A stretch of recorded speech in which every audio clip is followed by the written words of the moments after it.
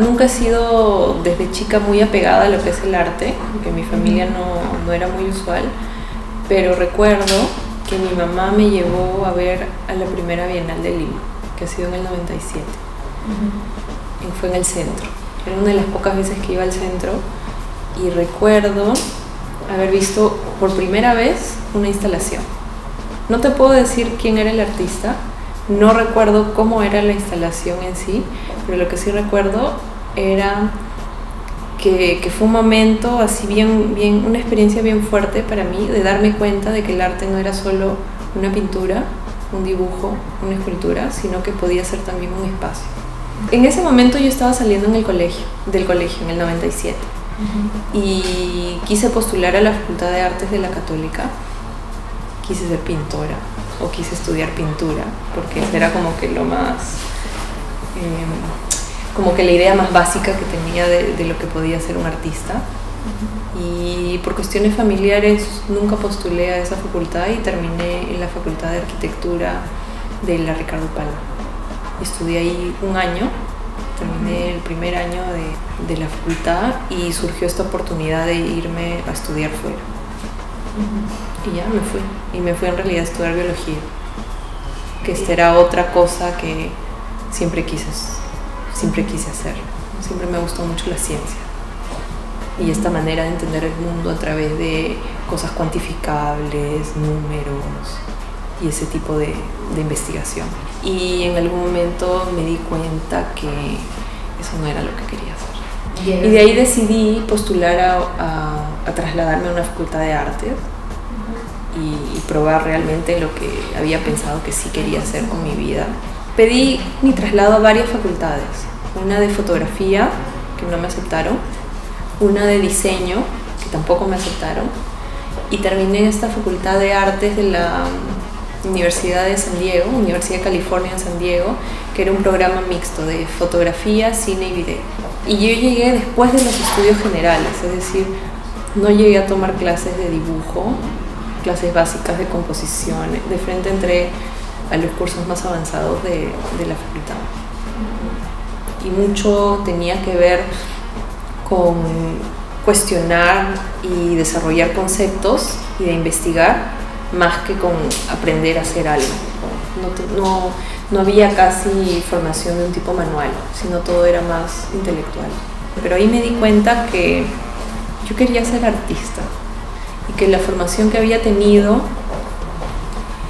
había sido muy corta, entonces que era necesario volver a la universidad para seguir estudiando. Y así encontré este programa de arte en espacios públicos en la universidad que ahora le llaman la Universidad de Bauhaus en Alemania, y nunca había estado en Europa, entonces también era como una oportunidad de conocer otro sitio, de tener otra experiencia, de vivir de otra manera. Y entonces también yo siempre he vivido en ciudades y fue un choque bien fuerte, ¿no? Y como que al comienzo no me sentía tan cómoda en ese lugar. Entonces me tomé un semestre de descanso, que le dicen en alemán un semestre de vacaciones, y conseguí una residencia y me fui a España. Entonces pasé 6 meses en España y ahí es donde empiezo a desarrollar los primeros proyectos con las monedas y que tienen que ver con el territorio. Sí. Y luego regreso a la universidad, hago un semestre más y decido tomarme otro semestre de vacaciones.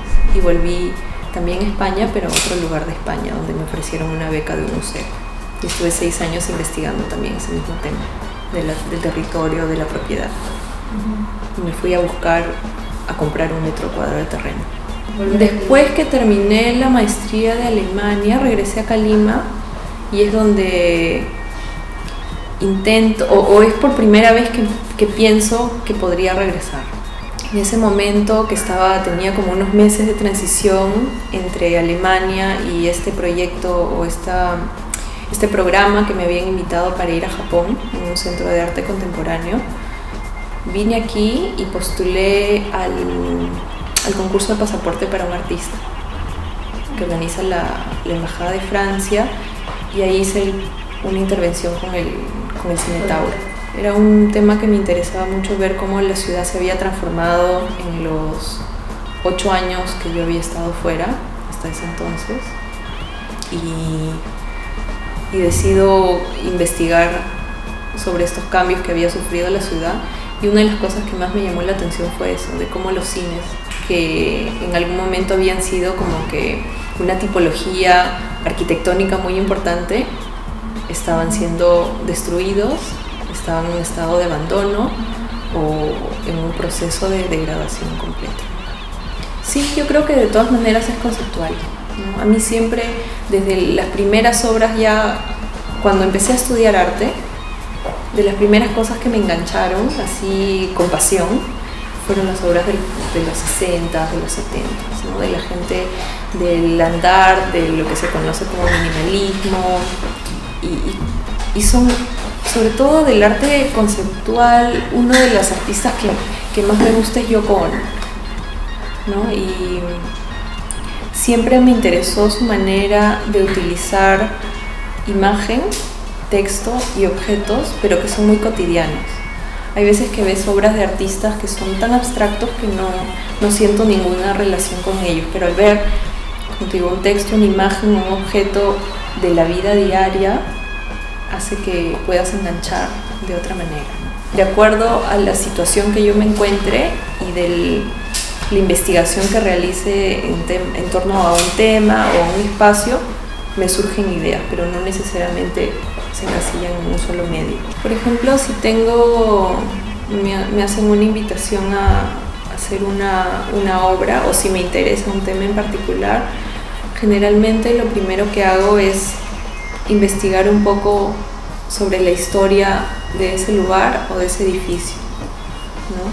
Por ejemplo, cuando decidí trabajar en este proyecto en San Francisco para el CCA Wattis Institute, que es una especie de institución, galería asociada a una escuela de arte, investigué sobre la historia de la bahía de San Francisco.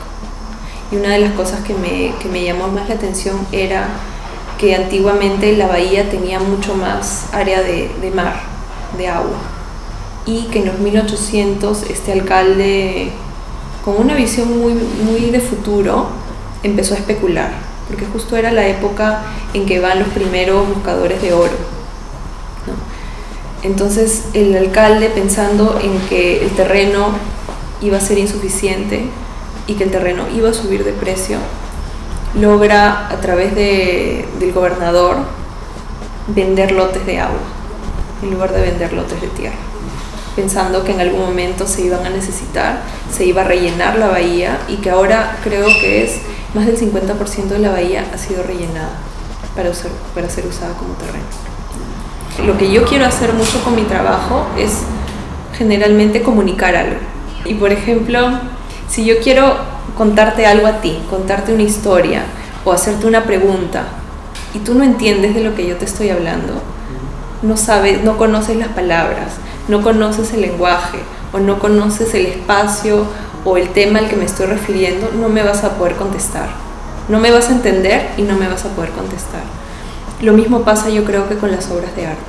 O sea, si yo te pongo una obra, por más bonita que sea, que es muy abstracta y que para ti como audiencia no tiene ninguna referencia común con lo que yo pienso y con lo que yo quiero decir y con lo que yo siento, no me vas a entender ni tampoco te va a servir para nada. Entonces, lo cotidiano, por ejemplo, por eso uso monedas, he usado llaves, documentos, son cosas que todos conocemos y todos entendemos su función en el mundo real, pero también podemos imaginarnos una función más poética o más alternativa. Claro, tiene mucho que ver con el contexto. Estas obras de monedas han sucedido en muchos espacios. Las primeras fueron en España, luego he hecho otras en Estados Unidos y también aquí en Perú. En Japón también se han realizado y siempre he usado moneda local. O sea, en Japón se han usado yenes, en Perú se han usado céntimos de sol, en España céntimos de euro y en Estados Unidos céntimos de dólar. Yo creo que el arte no es solo para decorar, y el arte no solo se hace por placer, sino que el arte también, de alguna manera más utópica, puede tener una función en el que ayuda a las personas a cambiar la manera en cómo ven el mundo.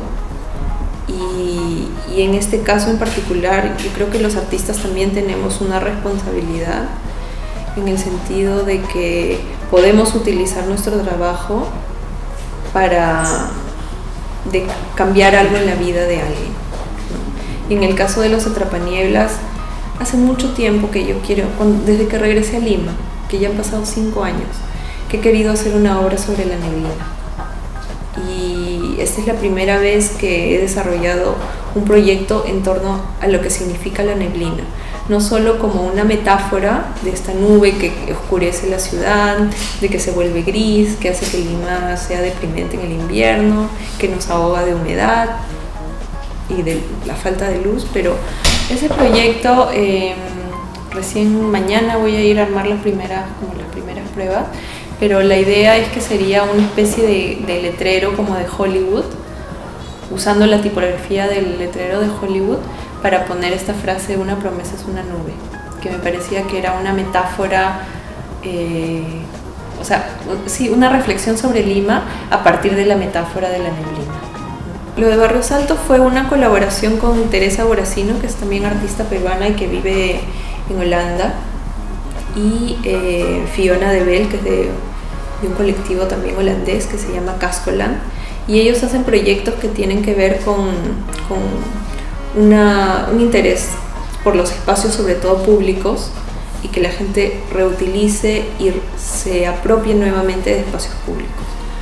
Y ellas deciden, bueno, entre las tres decidimos postular un fondo de la Unión Europea y recibimos un pequeño dinero para hacer un proyecto aquí en Lima, y estuvimos investigando en el centro histórico, y Barrio Salto nos pareció un lugar interesante porque, si bien es parte del centro, no es parte del circuito turístico que normalmente se considera el centro. Entonces queríamos ir un poquito hacia las afueras de lo que era el centro, para un barrio que era más residencial que turístico y que comercial.